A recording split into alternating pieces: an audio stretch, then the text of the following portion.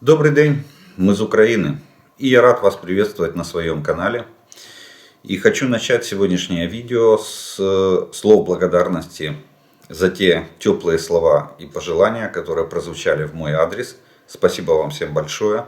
Ну а мы продолжаем нашу с вами работу. И сегодня у нас очередное видео по оперативной обстановке за прошедшие сутки. А на календаре сегодня 31 марта, киевское время, 15 часов. За минувшие сутки оперативная обстановка не претерпела больших изменений, но мелкие изменения есть. И не всегда в нашу, к сожалению, не всегда в нашу пользу. Сегодня ночь была опять неспокойная, летали шахеды. Снова скажу свое любимое слово: не дождетесь. И наша система ПВО была готова во всеоружие. И из 10 запущенных по Украине сегодня ночью шахедов 9 были сбитыми. Но очень серьезная ситуация и довольно такое большое происшествие произошло в Харькове. Там 9 ракет было выпущено из комплексов С-300 российских, которые ударили по городу. Ну, вы знаете, что мы с этими ракетами, к сожалению, мы бороться пока не можем. Хотя очередной шаг к борьбе с этими ракетами был сделан, и об этом сегодня я скажу в военно-политической обстановке. Так что Харьков, 9 ракет по гражданской инфраструктуре, количество жертв уточняется, разрушения в частном секторе и в жилом секторе города Харькова есть. 10 ударных беспилотников типа Шахед-136, 9 из которых были сбиты силами воздушных сил Украины. Вот такой вот итог сегодняшней ночи. Ну а по оперативным направлениям ситуация в общем остается без изменений. Купянское, Лиманское, Бахмутское, Авдеевское и Марьинское направления остаются направлениями сосредоточения основных усилий российских оккупационных войск по захвату нашей территории. За прошедшие сутки количество атак по сравнению с предыдущими возросло. Было отражено нашими войсками более 80 атак на вот этих направлениях.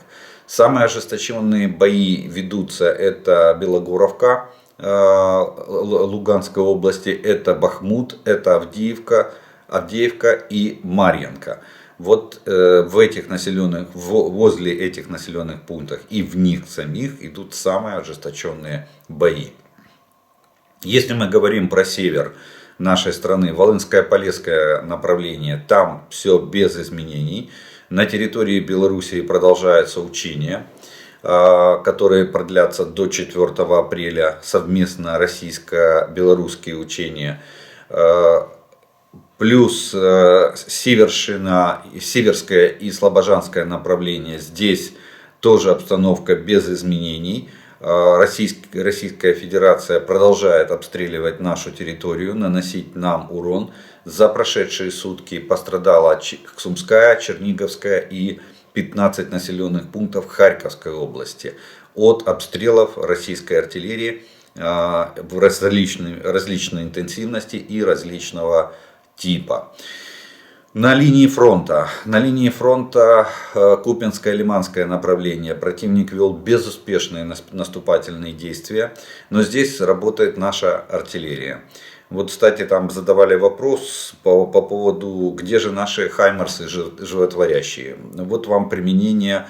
Мы планомерно на всю глубину применения досягаемости наших реактивных систем выносим склады боеприпасов российских оккупационных войск. Тем самым мы стараемся максимально снизить их наступательный потенциал.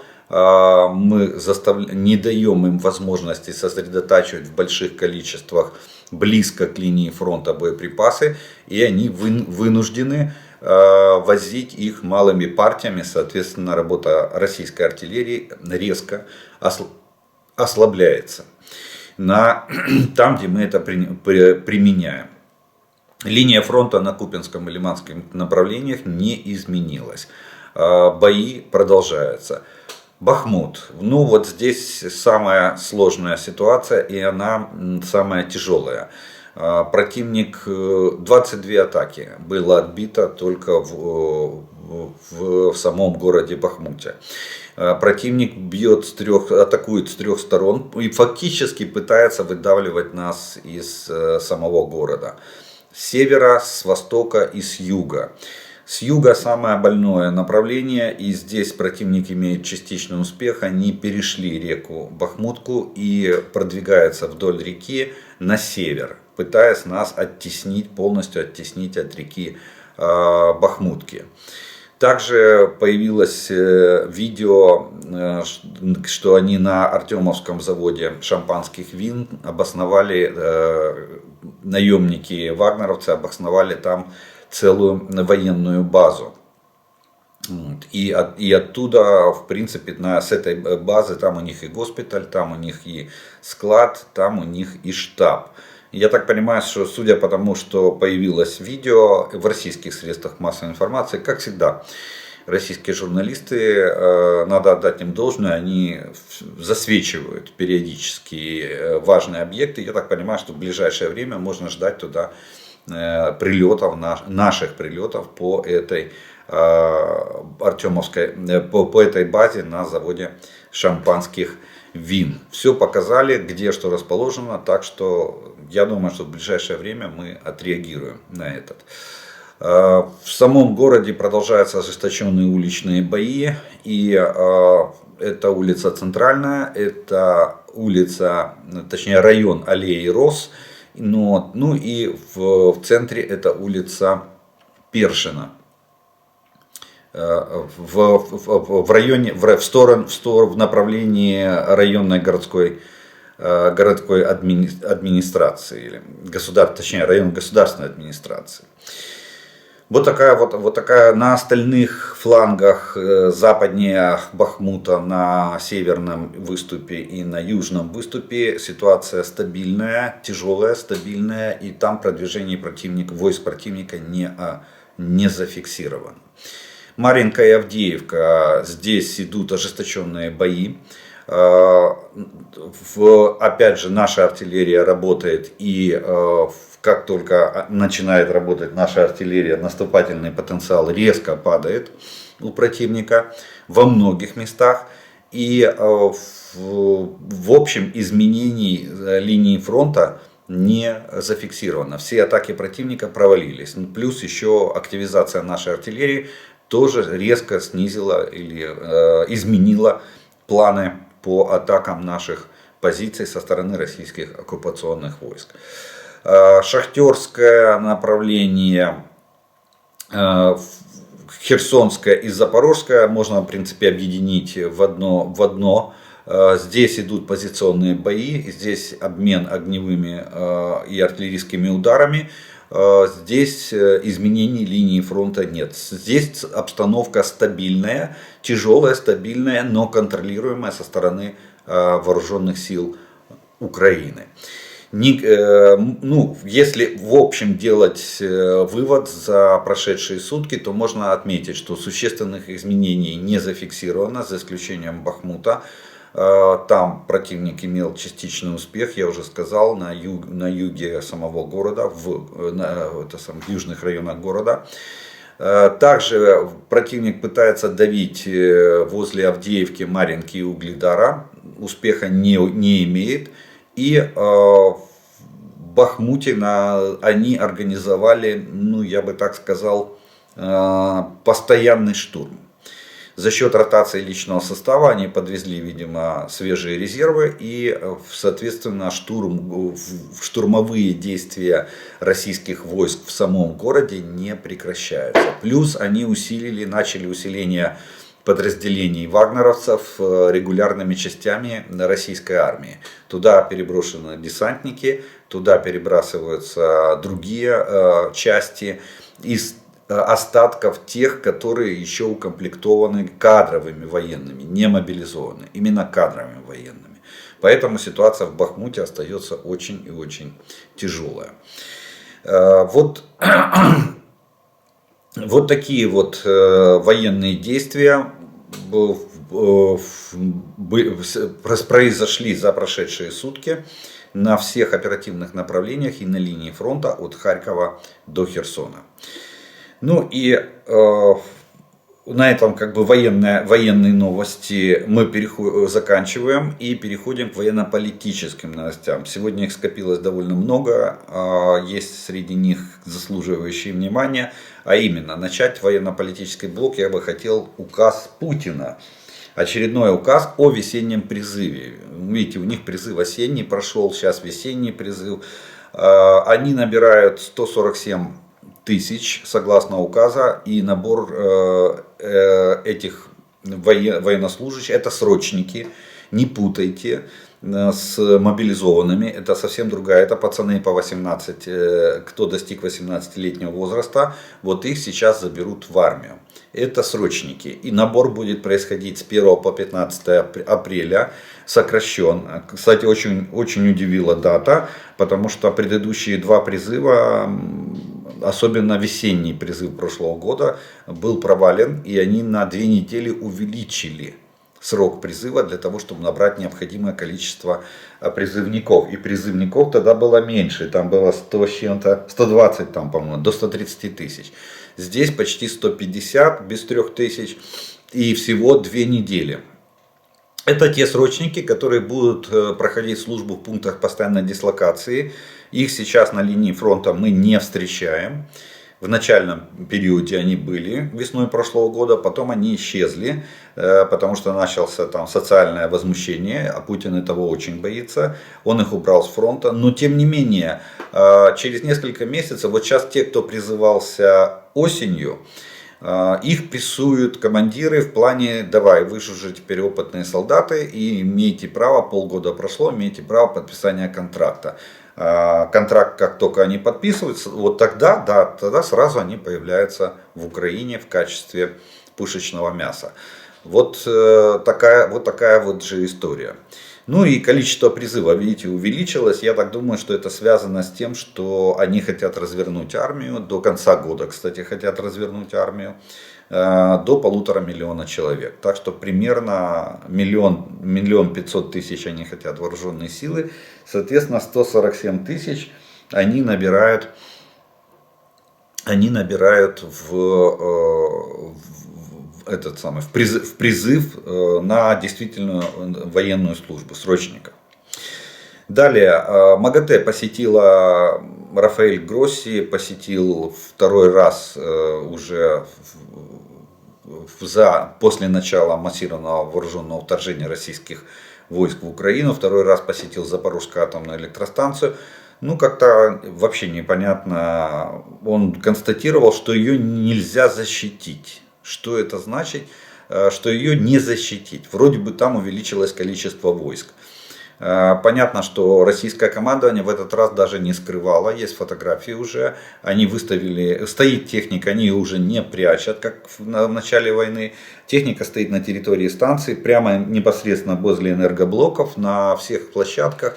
Якобы россияне говорят, что они защищаются от диверсионно-разведывательных групп вооруженных сил Украины, которые туда пытаются постоянно проникнуть. Непонятно, зачем нашим ДРГ проникать на станцию.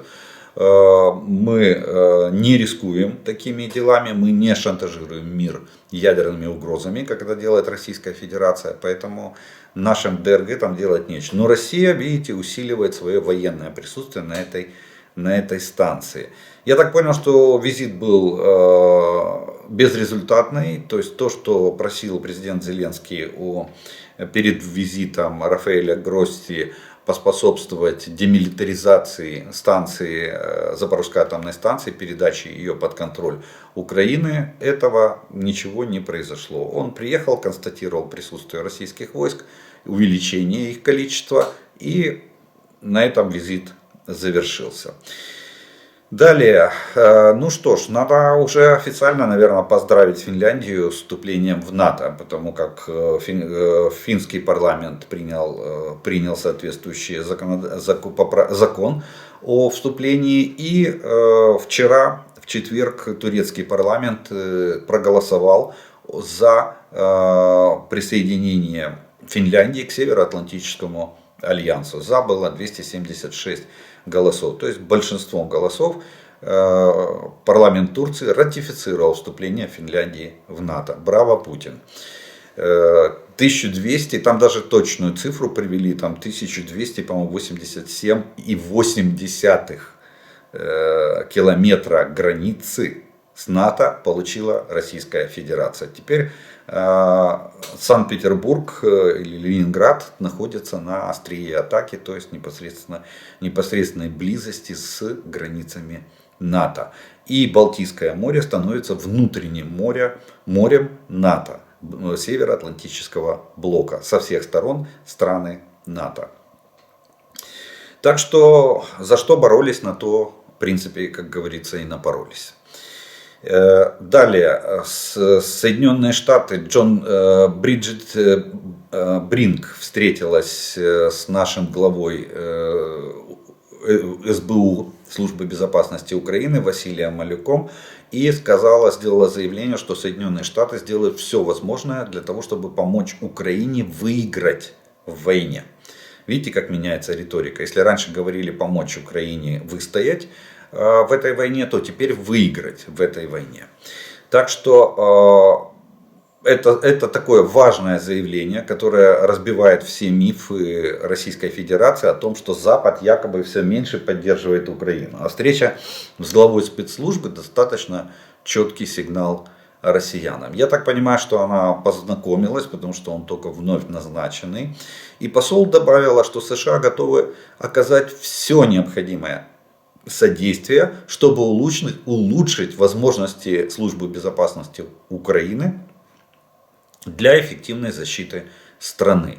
То есть США еще берутся помогать нашей Службе безопасности Украины в плане ее реформирования, в плане ее повышения эффективности работы и другие вещи. Так что идет никакой усталости Запада мы в этом контексте не наблюдаем.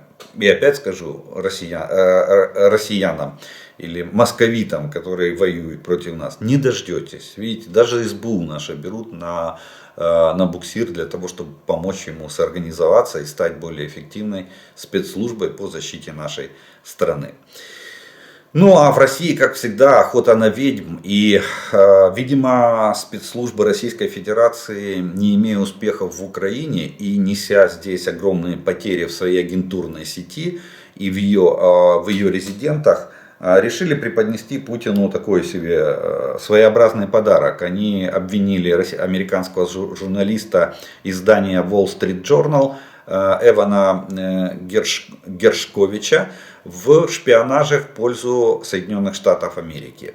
Он писал статьи об отношении россиян к вот этой вот так называемой частной военной компании, вообще-то незаконному вооруженному формированию под названием «Вагнер».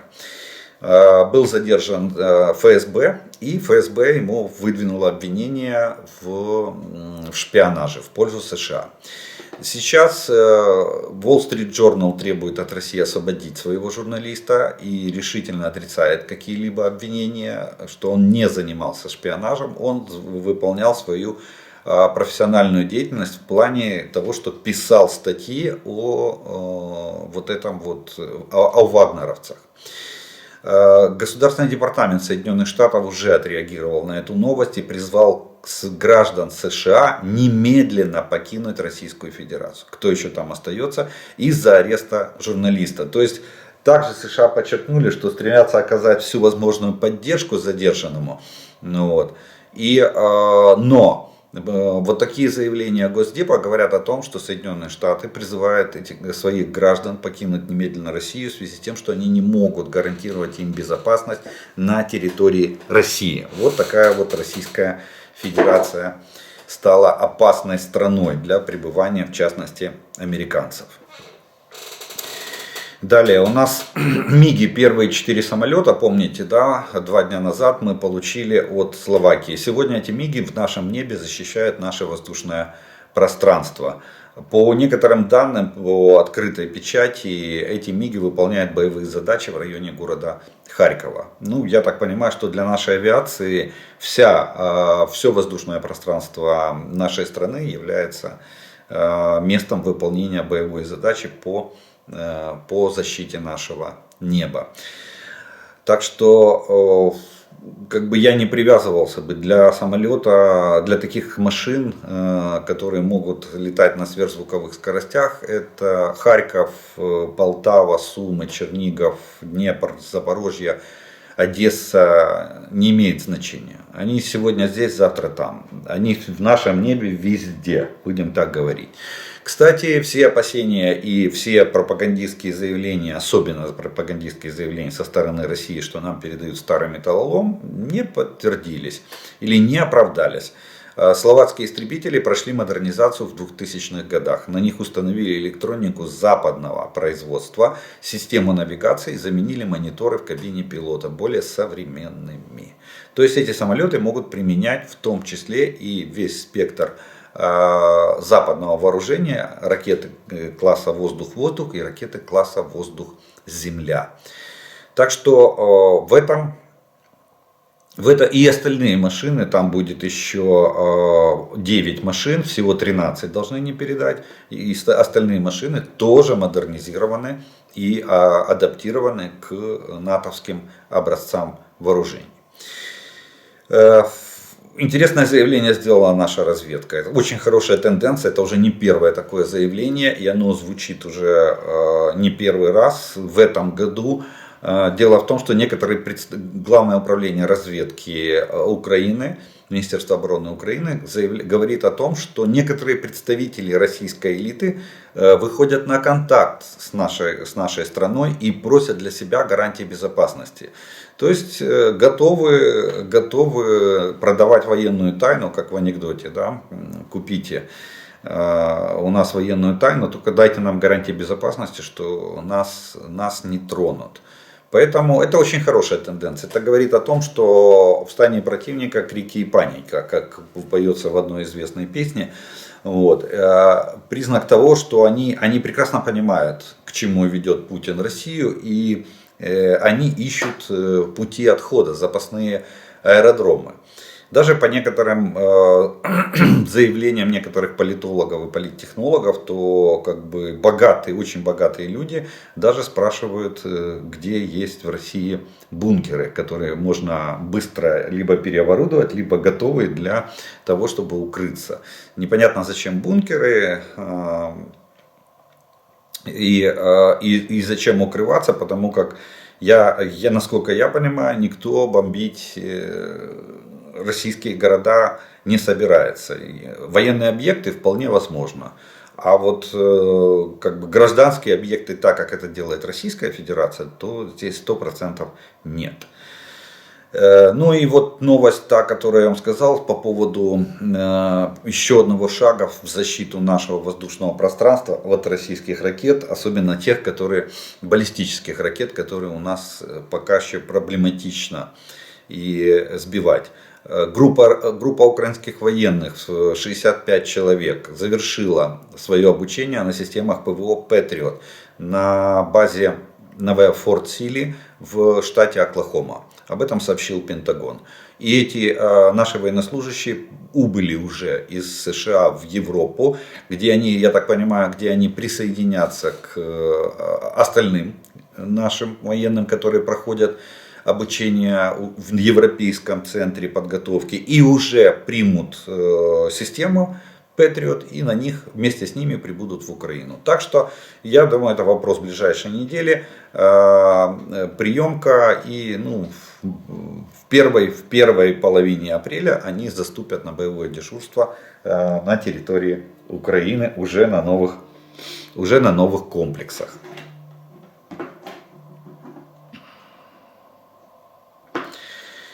Далее, Российская Федерация продолжает искать боеприпасы.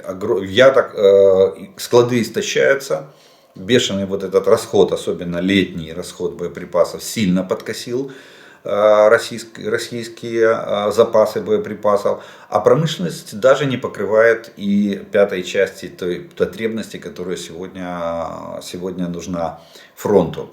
И таким образом Россия активно ищет в поиске боеприпасов. Но из таких друзей России, которые готовы предоставить, это Северная Корея. Или которая может предоставить. Не готова, а может. Вот правильнее будет так сказать. Почему? Потому что Соединенные Штаты отмечают, что еще соглашение не было заключено пока что. Но Российская Федерация активно предлагает Северной Корее продовольствие в обмен на поставку снарядов для ведения войны против Украины. Вот такие вот, об этом сообщил Джон Кирби. И так что Россия не оставляет попыток где-то найти снаряды, хоть где-нибудь. Вот. Ну, посмотрим, рискнет Северная Корея или не рискнет. Кстати, Северная Корея, я вам говорил неоднократно, это анклав, который крышуется Китаем. И Китай поддерживает всесторонне Северную Корею как источник раздражения в азиатском регионе. И тут, кстати, без согласия Китая Северная Корея шага не сделает. Потому что, даст там Россия немножко им продовольствия, но это не то. Если Китай разрешит, то Северная Корея даст боеприпасы. Если Китай не скажет нет, то боеприпасы Северная Корея не даст. Дело в том, что Северная Корея, я уже говорил, что у нее нет природных ресурсов для того, чтобы производить. Скорее всего, эти боеприпасы производит и поставляет в Северную Корею сам Китай. Тем более, что Китай имеет лицензию на многие образцы, советские образцы вооружений, выпускает их и в том числе выпускает боеприпасы к этим образцам. Поэтому это китайские снаряды. Это то, что они находятся у Северной Кореи, это еще не говорит, что Северная Корея сама их произвела. Добыла металл, сварила взрывчатые вещества и произвела эти боеприпасы. Поэтому тут посмотрим, насколько Китай разрешит Северной Корее участвовать в этом, на стороне российской, принять активное участие в этой войне на стороне Российской Федерации, а именно поставить боеприпасы даже в обмен на продовольствие.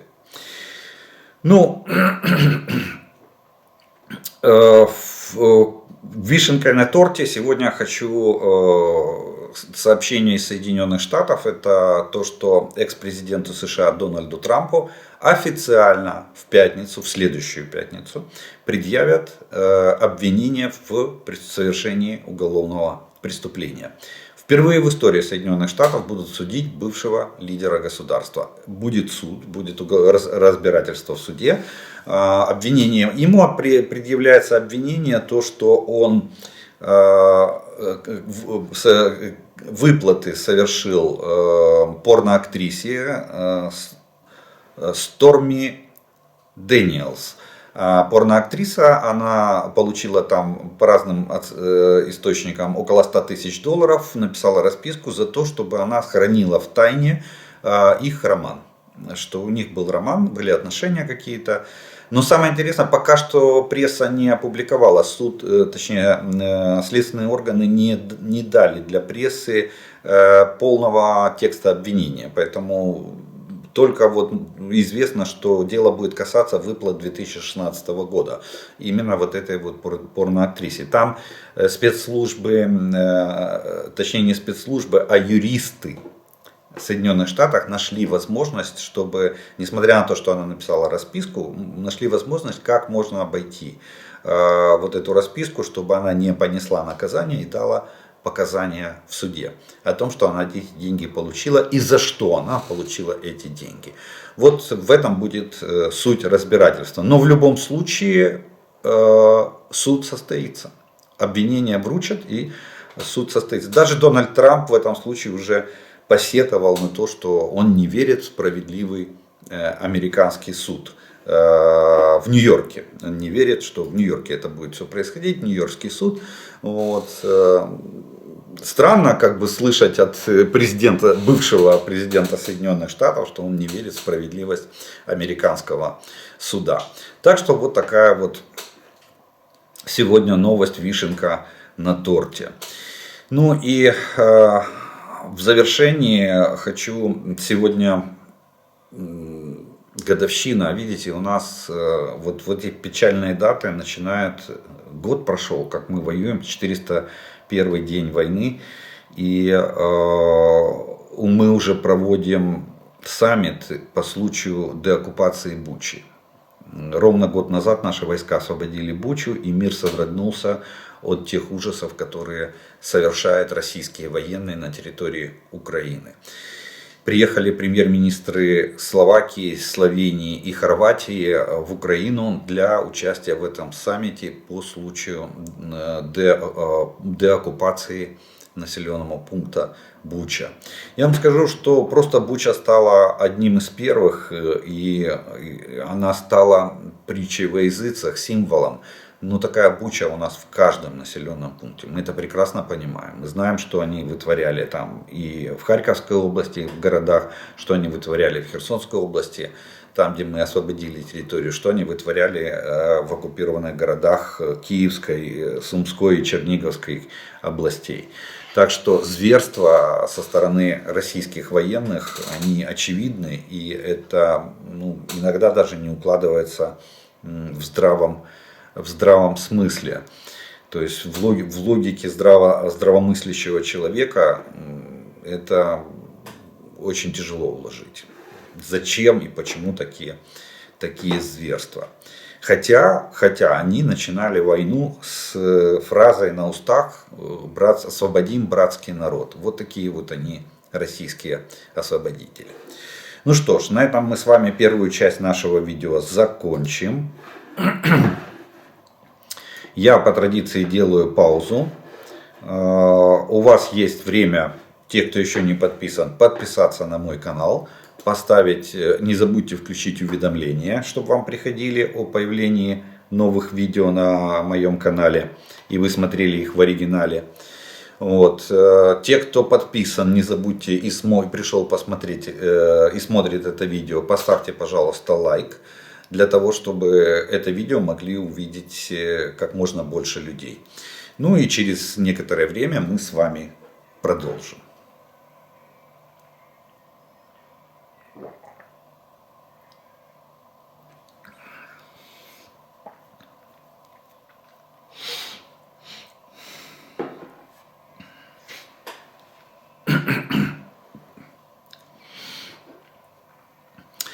И продолжим мы, как обычно, по традиции, это ответами на ваши вопросы, которые вы задали к предыдущим видео. И первый вопрос вам сегодняшнего дня будет следующий. Хотілося б знати топ-5 видів та моделі зброї, які вам подобаються. Дякую. Ну, скажу так. Если из того вооружения, которое мы сегодня применяем, то, наверное, пятерку открывает ПТРК «Джевелин». Почему? Потому что он единственный ПТУР в этой войне третьего поколения, который работает по принципу «пустил и забыл». Не надо оператору следить за ракетой, пока она не попадет в цель.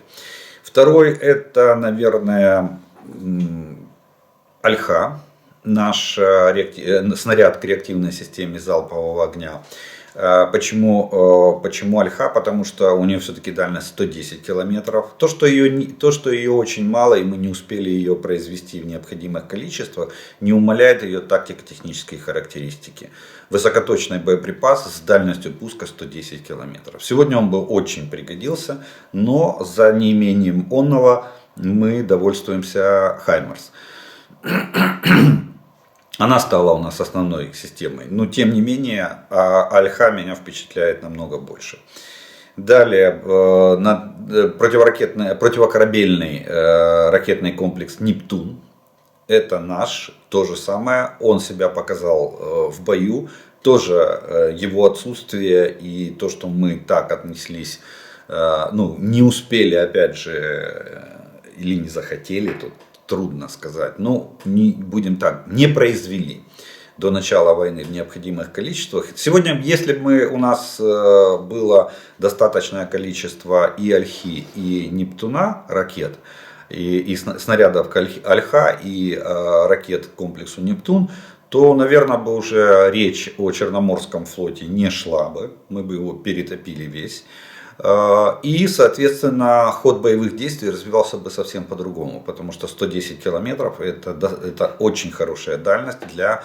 Если 110 километров в некоторых местах это даже шире, больше, чем вот эта полоска юго-востока Украины, которую сегодня оккупирует Российская Федерация. То есть мы могли бы вести огонь и поражать объекты противника на входе в Украину. Вот. Еще из вооружений бы отметил, это артиллерийские системы типа Panzerhaubitze 2000, Archer, который сейчас нам передает Швеция. Вот. Ну, вот такие вот самоходные артиллерийские системы, у которых стоит современная система управления огнем. То есть там, где командир орудия, и одно орудие может командир самостоятельно и без расчета, без участия расчета, и орудие самостоятельно может выполнять огневую задачу. В каком смысле? Допустим, если мы всегда до войны мерили категориями взвод, батарея, дивизион артиллерийский, то сейчас мы меряем категориями орудие. Или самоходная артиллерийская установка, так мы называем, САУ. САУ может выполнять самостоятельно огневую задачу за счет точности и скорострельности в ведении огня. Все поправки, не надо уже сидеть, как раньше, с карандашом и листом бумаги и рассчитывать метеопоправки и баллистические поправки для введения их в данные для стрельбы. Не надо на приборе управления огнем по 9М. Был такой алюминиевый планшет довольно больших размеров. Не надо на этом планшете определять дальности топографические, дальности исчисленные. Это все сегодня делается в бортовом компьютере одной самоходной артиллерийской установки. Вот, наверное, такой бы спектр я бы выделил на сегодняшний день по вооружению. 4, не 5, 4. Насчет пятого я, наверное, еще подумаю, какая система или какой вид вооружения мне нравится больше всего в этой войне. Скорее всего, я больше склоняюсь, наверное, к танкам, но сказать, что западного образца, но сказать, какой именно из них, очень трудно, пока мы не имеем опыта боевого применения этих систем. Вот так вот можно обрисовать. Но скорее, вероятнее всего, это будет либо Challenger 2, либо Leopard 2 в версии А5. Нам передают несколько таких машин, несколько десятков даже таких машин. 5-й версии, это предпоследняя версия, 7-я сейчас самая современная. Но 5-я версия уже довольно высокотехнологичная и позволяет применять этот танк уже даже под управлением искусственного интеллекта. То есть он может участвовать в программе роя, танкового роя, в ходе ведения общевойскового боя. Так что, может быть, я остановлюсь, пока еще не определился окончательно. Остановлюсь на Леопарде 2, 5-й вид вооружения, который мне нравится. Это Леопард 2 в версии А5. Скорее всего, будет так. Следующий. Мы получаем от западных партнеров артиллерийские снаряды калибра 155 мм. Подскажите, пожалуйста, снаряд, например, для Цезаря подойдет к Арчеру или к Крабу? Или для каждой САУ 155 мм выпускается свой снаряд? Если да, то в чем их отличие? Длина, вес или какой-то другой параметр? Заранее спасибо за ответ. Нет, они подойдут. Снаряды взаимозаменяемы. Именно снаряды. Вот в этом, кстати, надо отдать должное НАТО. Они преуспели в стандартизации, они добились единой стандартизации боеприпасов. То есть снаряды 155 мм, они все одинаковые, идентичные для артиллерийских систем стран-членов НАТО. И любая следующая разработка, она учитывает, она идет под существующий боеприпас. Разница в зарядах. Вот метательный заряд, к этим снарядам у каждого свой. Здесь они не смогли прийти к единому пониманию. Поэтому разные системы стреляют одним и тем же боеприпасом, но на разные дальности. Если вы посмотрите ТТХ того же там Цезаря и Арчера, или Краба, или Панцерхаубицы 2000, или АС-90, ну, кстати, с Крабом это одно и то же по артчасти, то у них у всех разная дальность стрельбы, при том, что один и тот же применяется, у них у всех одинаковый калибр и применяется один и тот же боеприпас. Метательный заряд разный, баллистика ствола разная, поэтому и разные дальности. Вот здесь они не успели, но снаряды однотипные.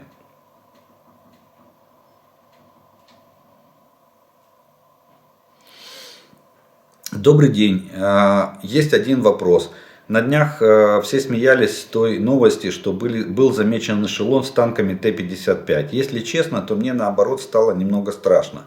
Ведь если в Раше образовалась проблема с современными танками, то Т-62 у них много. Вот ко мне закралась мысль, что если везут Т-55, не хотят ли они применить тактический ядерный удар на определенном участке фронта, ведь Т-55 создавались именно для таких целей. Не создадут ли они таким образом угрозу, к примеру, на том же Бахмуте? Хотелось бы услышать ваше мнение. Имеет ли право на существование моя маленькая теория? Нет, я думаю, что ваша маленькая теория не обоснована. Объясню почему.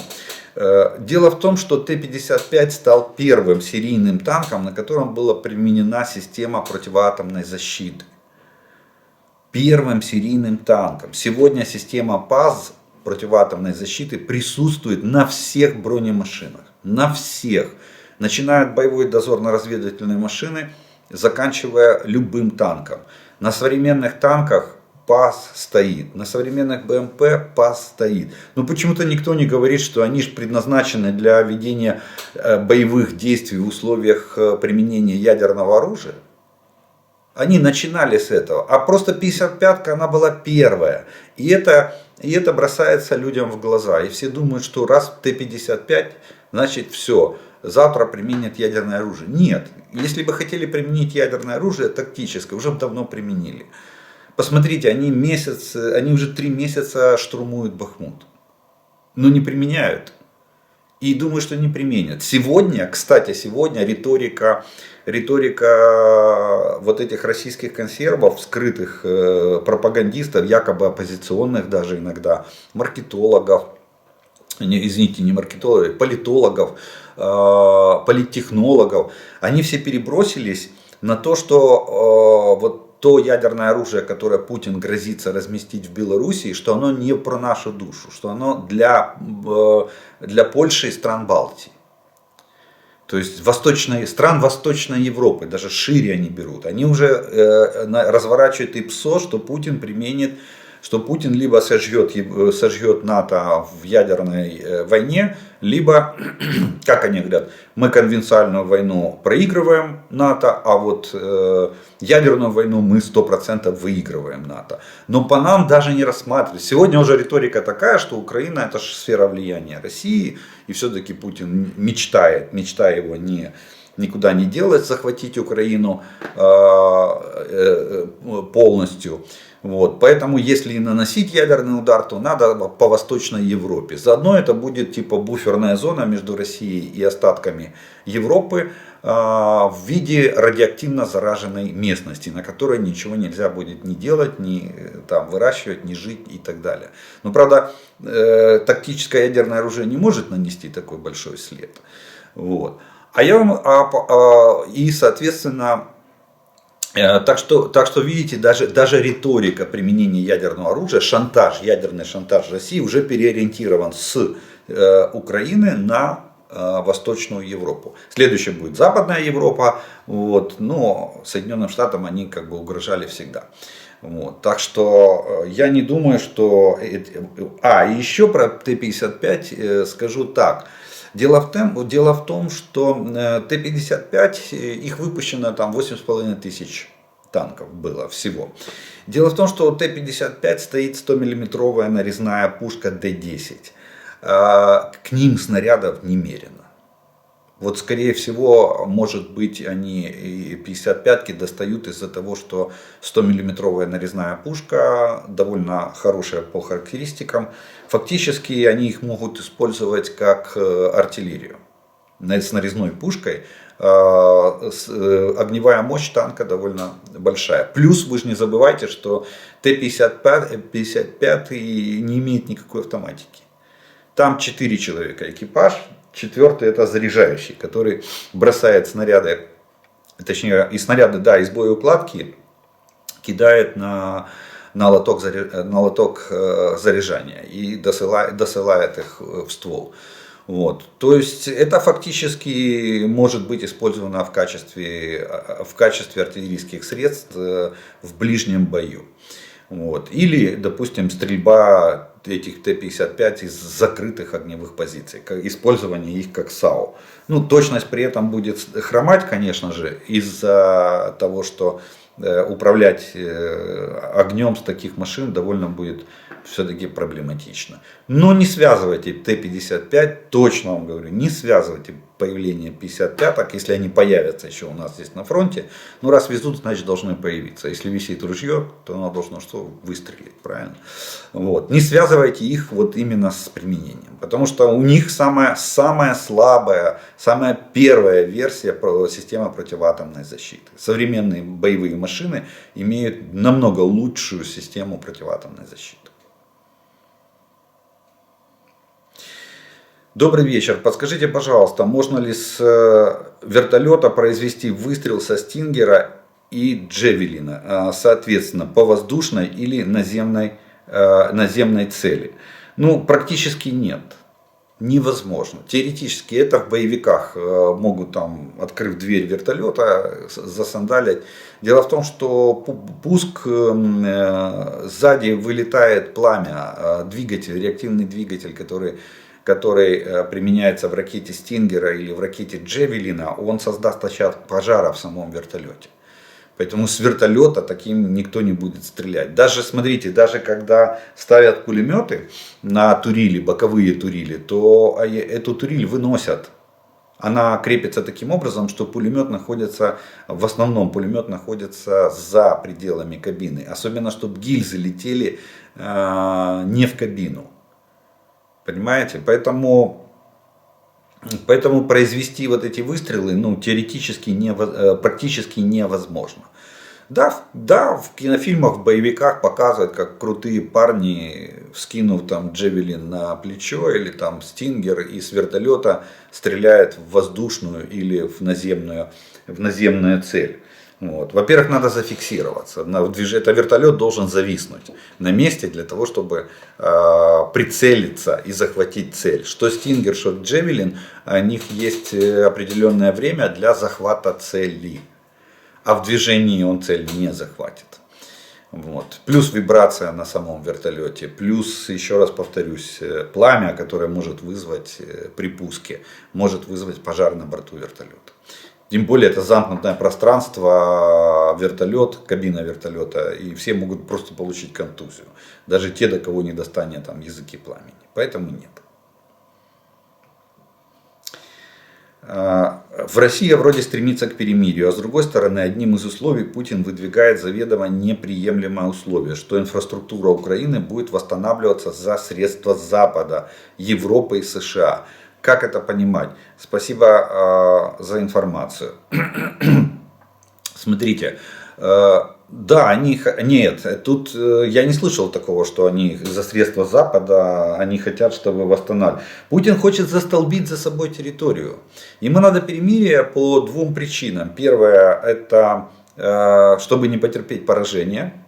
Это раз, потому что армия российская ослабевает, и российские военные, я так понимаю, уже в докладах Путину пишут, что если сейчас не перейти в стратегическую оборону, то может быть контрнаступление Украины может обвалить, не просто прорвать, а обвалить оборону российских войск на территории в Украине. Вот, это раз. Второе, Путин, соответственно, требует перемирия, чтобы защитить те завоевания, которые у него есть на сегодняшний день. Это вода в Крым, сухопутный коридор в Крым и Запорожская атомная станция в качестве трофея для обеспечения захваченных территорий светом, энергией, будем так говорить, вот, в том числе и электроэнергией. Вот. Это вторая. И еще один момент. Путин не пустит на оккупированные территории никакого Запада, не пустит никаких западных денег. Он будет это делать сам. И будет из этого, они построят один дом, а потом будут вводить вокруг него хороводы и показывать на всю страну, Россию, как они отстроили хорошо. Вот смотрите, то же, что они в Мариуполе делают. Они построили там пару домов, а теперь не знают, как там даже ключи отбирают. Там сначала раздали показательно под камеру, а потом поотбирали эти ключи. И вводят хороводы вокруг этих домов, показывая, что мы восстановили Мариуполь. А понимая, что завод восстановить, допустим, нельзя, Азовсталь, после 3-тонных бомб восстановление довольно проблематично, его легче снести и построить новый этот завод. Так вот они говорят, мы там сделаем музей. Какой музей? Нафига вам там музей? Музей чего вы там сделаете? Вашего позора, что вы не смогли штурмом взять завод. 84 дня вы штурмовали город вместе с заводом и не смогли добиться успеха. Это будет музей позора, а не музей. Правда, в России все наоборот. Там страна как кривое зеркало. Они из поражений делают победу и говорят, что, видите, отступает. Это жест доброй воли, мы же герои. Вот. Москва затонула, так это же матрос виноват. А они же герои теперь, потому что они утонули вместе с крейсером. И где экипаж, так до сих пор никто же не ответил. Где же экипаж крейсера Москва делся? Нету. Так что нет, я не думаю, что в том, что Россия там обвинит Запад и будет требовать, чтобы Запад выплачивал репарации. Вот, кстати, такой вариант вполне возможен, что если сегодня Путину удастся, не дай бог, конечно же, застолбить вот эти свои завоевания в плане переговорного процесса, то он повесит восстановление остальной Украины, он заставит Запад выплачивать репарации. Не восстанавливать, это в принципе и будет восстановление за западные деньги. Он скажет, ребята, вы же дали оружие Украине, вы же разрушили, поэтому давайте оплачивайте, а мы тут уже разберемся. Что восстанавливать, за какие деньги. Он не пустит никого, но деньги вот таким вот макаром может сбить. Кстати, на Западе это прекрасно понимают. И именно поэтому сегодня риторика с «поддержим Украину» на риторику «Украина должна победить в этой войне», она поменялась. Именно в таком контексте. Добрый день, у меня вопрос. Сегодня заявили, что переданные Словакией МиГ-29 защищают небо над Харьковом. Как, на ваше мнение, это повлияет на защиту города? Единственное, я сказал в оперативной обстановке, город, единственное, на что оно повлияет, это эти МиГи могут бороться с крылатыми ракетами и шахедами. Вот они их могут сбивать. Во всем остальном, к величайшему сожалению, эти МиГи баллистические ракеты сбивать не могут. И, кстати, сегодняшний ночной удар по Харькову из 9 ракет комплекса С-300 именно это и продемонстрировал. Вот почему настаивают, я в том числе поддерживаю эту идею, и генерал Залужный, он говорит, что нужны нам эти F-16. Почему? Потому что вот F-16 в комплексе или в спарринге с комплексом Patriot может выполнять функцию перехватчика баллистических ракет. Понимаете? Вот это повлияет. А эти МиГи, только крылатые ракеты и только вот эти дроны камикадзе типа Шахед. Да, если их система ПВО будет наводить, по обнаружению, они, конечно же, могут. Плюс у них свой бортовой радар, довольно неплохой, уже западного, модернизированный, с большей дальностью, они могут их обнаруживать и могут сами с ними бороться. Но с баллистическими ракетами нет, не могут. Вот в этом плане, да, они могут помочь системе ПВО защитить город от тех ракет, которые мы, в принципе, избивали ранее. Здравствуйте. Замечал на бронетехнике, танках или бронемашинах что-то похожее на ракетницу. Их много по бокам, но ни разу не видел их использования. Что это и зачем, если оно не используется? Просто если оно будет использоваться, то вы ничего не увидите. Это дымовые гранаты, которые размещены на танках и на другой бронетехнике для создания дымовой завесы, для того, чтобы объект мог уйти, безопасно уйти или под прикрытием дымовой завесы с линии огня.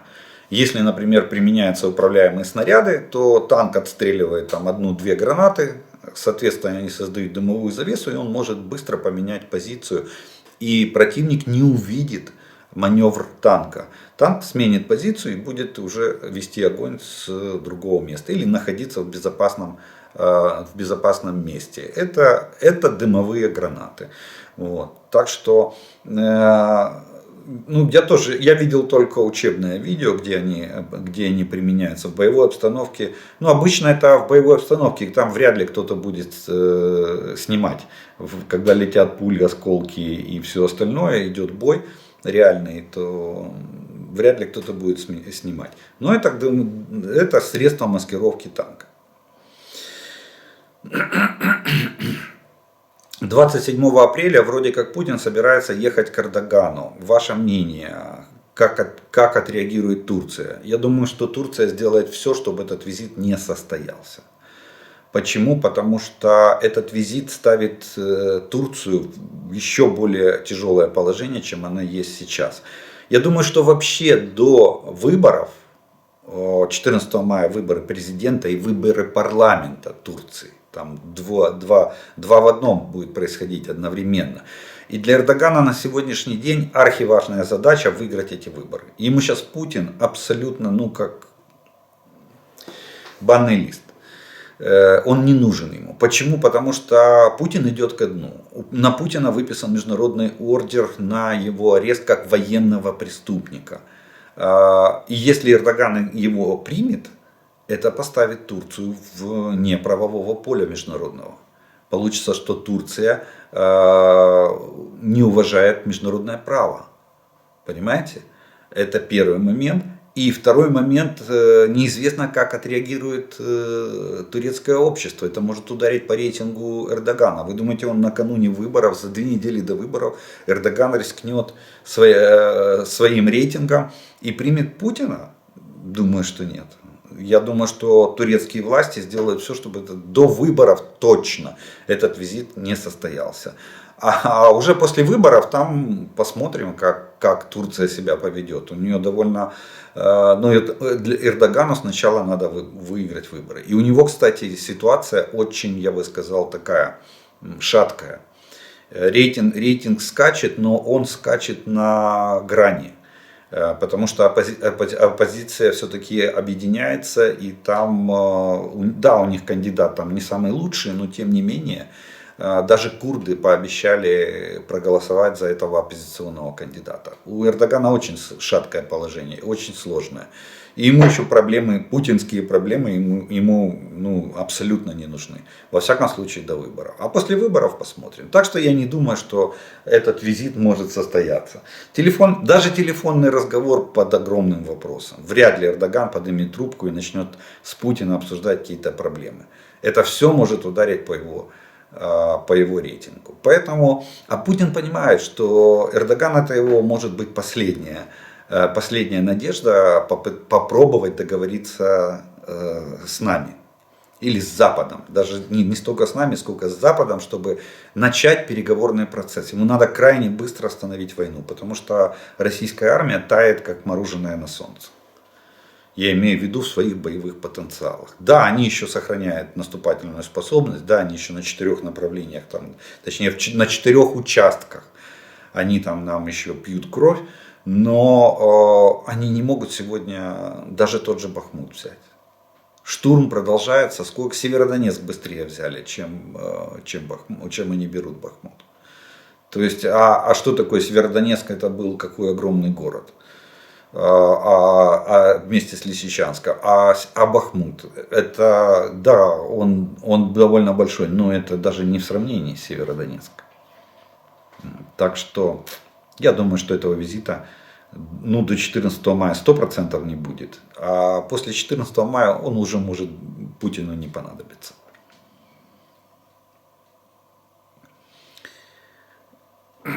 Ну вот еще один такой вопрос рассмотрим. Почему такая большая разница полета крылатых ракет по суше и на море? И вот тут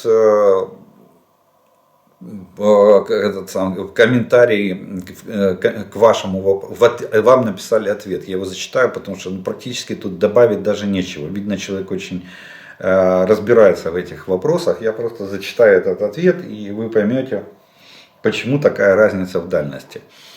Зритель с ником Lexus написал этот ответ, и звучит он таким образом. Разные типы целей и ракеты тоже разные. Вот здесь единственное, что я прокомментирую, что и предназначение, соответственно, этих ракет разное. Ракеты, которые... Крылатая ракета, она предназначена в основном, та, которая по наземным целям, они в основном стационарные, эти цели, то есть они неподвижные. Вот, и, соответственно, ракета может пролететь дальше. На море цели маневренные. Ну, тут все расписано. Послушайте. Противокорабельные и для наземных целей. Вот, ракеты тоже разные. Противокорабельные для наземных целей. Цель на суше стационарная. Есть картинка местности, грубо говоря, карта, как в навигаторе. Ракета летит, периодически сверяясь с картой в определенных точках, чтобы не улететь не туда. Это имеется в виду GPS навигация используется. Режим работы двигателя на экономию топлива. Чих-пых потихоньку на маршевой скорости почти до цели. На море цель движется и напичкана системами ПВО. По самое не хочу. Режим работы другой. Прижаться к волнам до минимальной высоты. За энное количество километров или миль до цели врубить форсаж. Разогнаться до максимально возможной скорости. Порядка 3 махов. Получается обычно. Расход топлива на таком режиме просто бешеный по сравнению с маршевым. Если цель на суше стационарна, то время подлета значения не имеет. 20 минут лететь или 2 часа. Для работы по движущейся цели это принципиально. За час цель уйдет от расчетной точки, и автоматическая головка самонаведения ракеты ее просто не найдет. Это на пальцах. В реалии все намного сложнее. Из-за разглашения тактико-технических ракетных комплексов, тактико-технических характеристик ракетных комплексов можно всю оставшуюся жизнь провести в уютной камере на берегу холодного моря. Ну, видимо, судя по последнему абзацу, человек пишет из Российской Федерации. Но написал он все правильно, на пальцах он объяснил очень хорошо.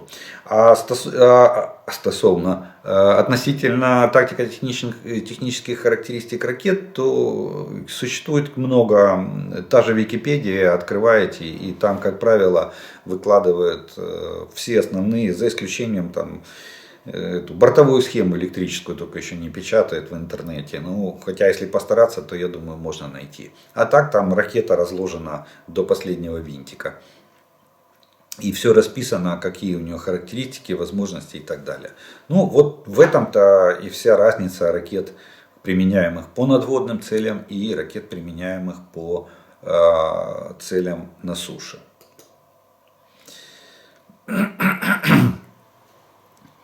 Добрый вечер. Привет вам из Грузии, из Тбилиси. Скорейшей победы нам нам, я уверен, что враг будет разгромлен. Народ Грузии с вами до победного. Теперь вопрос. Я сам участник войны в 2008 году в Южной Осетии. Был в разведке. До начала войны Германия передала Грузии реактивные системы залпового огня ЛАР-160, которые мы использовали против 58-й армии Российской Федерации. Очень неплохо показали себя эти системы. Генерал Хрулев, командующий 58-й армией орков, был ранен в одно место и бежал с поля боя. Да, и такой факт есть, мы знаем о нем. Очень хорошо показала себя артиллерия, ведь во время СССР в Тбилиси было училище, Тбилисское артиллерийское училище. Кстати, оно специализировалось на выпуске офицеров-артиллеристов для горных бригад. Или горных подразделений. В основном это бригады. И вот как у нас, допустим, вы спрашивали, да, горно-штурмовая бригада 128 у нас есть. Вот.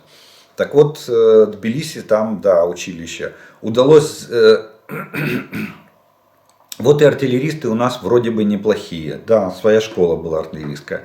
Даже удалось сбить стратегический самолет Ту-22М3. Пилота взяли в плен, потом его обменяли. В общем, вопрос тот же. Расскажите, пожалуйста, про эти РСЗО ЛАР-160. Спасибо.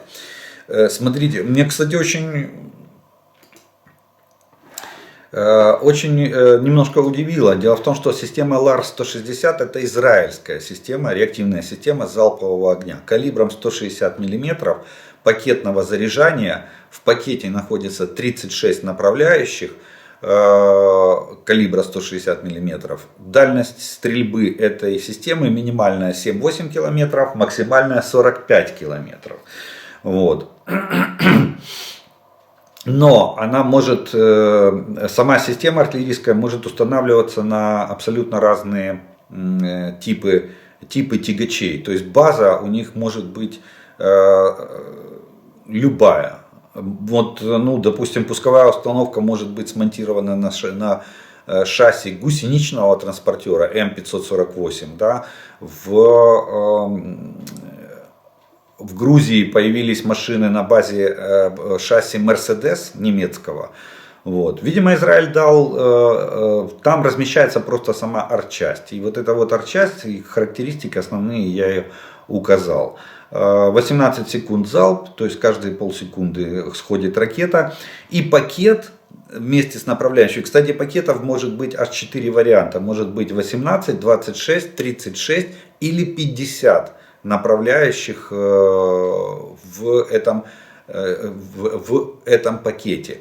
И пакет выполняется герметично, точно так же, как пакет Хаймарс. Он изготавливается на заводе, заряжается и герметизируется. И этот пакет может храниться на складах 15 лет.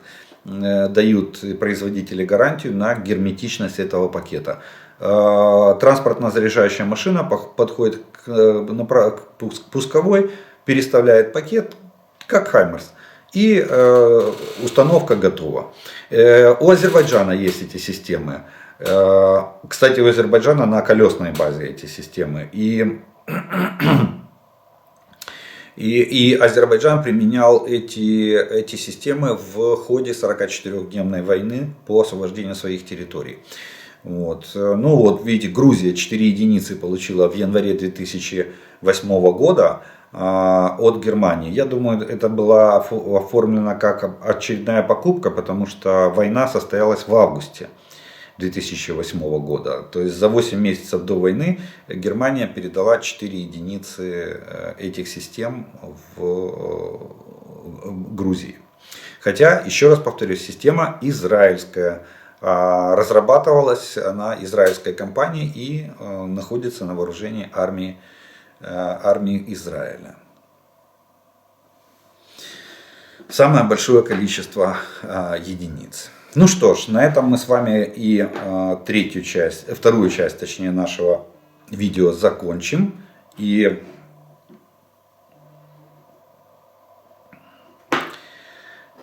у нас остается третья часть, это пожелания, приветствия и комментарии, которые вы прислали к предыдущим видео. и который я сейчас зачитаю.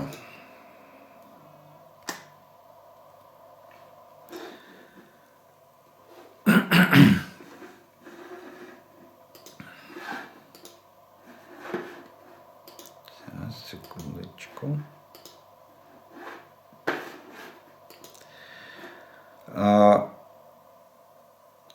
И первым комментарием сегодняшнего дня, это даже не комментарий, это приветствие, наверное, оно прозвучит из Крыма.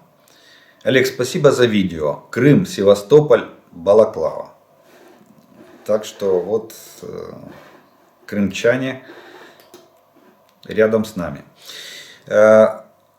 Под контроль над Крымом и Белоруссией абсолютно про контроль над Крымом и Белоруссией абсолютно соглашусь. Наши люди, крымчане, выходили с протестами к стройкам на южном побережье Крыма. Было видео из Фороса с приглашением Поклонской, перестройкам против закрытия выходов к морю, к местным пляжам. Наши люди, не все, но есть, по-прежнему рассчитываются в транспорте при выходе, как это было раньше. Переходят дорогу по-старому, там, где россияне поставили светофоры, где движение редкое, редкое или дороги, не смейтесь, но буквально во дворах. А эти придурки наставили светофоров и переходы нарисовали. У нас спиливают установленные металлические заграждения или их часть, чтобы машинам было где разгружаться у рынка. Россияне же ляпают все без учета необходимости подъезда, прохода. У них принцип 100% исполнимости. Сказали, делают. Не думаю, думать не говорили. Так вот, вывод. Феодосийцы, я думаю, и не позволили бы разместить то, с чем распрощались в 90-е. И воздух стал чище. А белорусы не жили в свободной стране 25 лет и не чувствуют себя людьми. Имеется в виду людьми с большой буквы. Самодостаточными, ответственными. Они молча стерпят все. Так что недаром при власти теперь много присланных россиян. Они чувствуют, что мы крымчане, другие. Хотя и говорим на русском языке. Вот такой вот из Крыма коментарій. Следующее. Ось тому в лихі години ми затяті і вперті, бо для вільної людини рабство гірше смерті. Це Тарас Григорович Шевченка. Слава нашим доблесним і хоробрим захисникам України.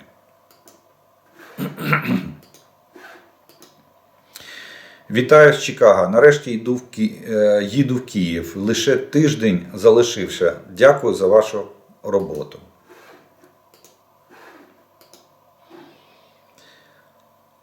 Украинские вооруженные силы в течение дня обычно расходуют от 4 до 7 тысяч снарядов. Об этом заявил министр обороны Украины Алексей Резников. Сравнивая масштабы трат боеприпасов украинской и российской армии, что касается расходования снарядов российскими вооруженными силами, то здесь, по словам главы украинского военного ведомства, в день речь идет о количестве в 20 тысяч снарядов. Ну, говорили чуть меньше, говорили 16, но да, сейчас прозвучала цифра 20. И вот настало время, когда один сказал «Слава Украине», а миллионы ему ответили «Героям слава». Спасибо всем, кто поддерживает Украину в это нелегкое время. С уважением из Тбилиси. Величезна подяка нашей ППО Киев.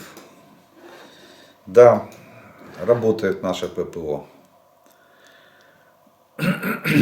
Так от таких соседей надо забор до космоса построить, чтобы даже не видеть их. Это по поводу, я так понимаю, Российской Федерации в основном.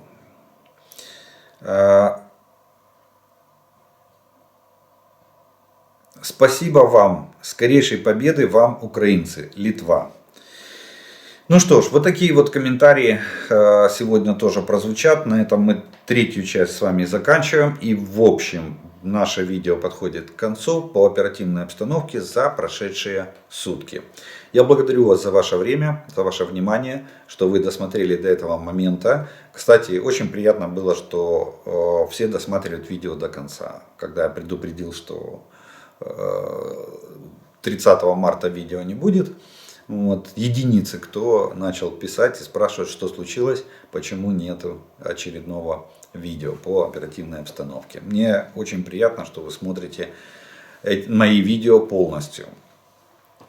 Так что я вас благодарю за ваше внимание и за ваше время, уделенное для просмотра моих видео. Ну и также я напоминаю тем, кто не подписан на мой канал, подпишитесь. Не забудьте включить уведомления о том, чтобы о появлении новых видео на моем канале.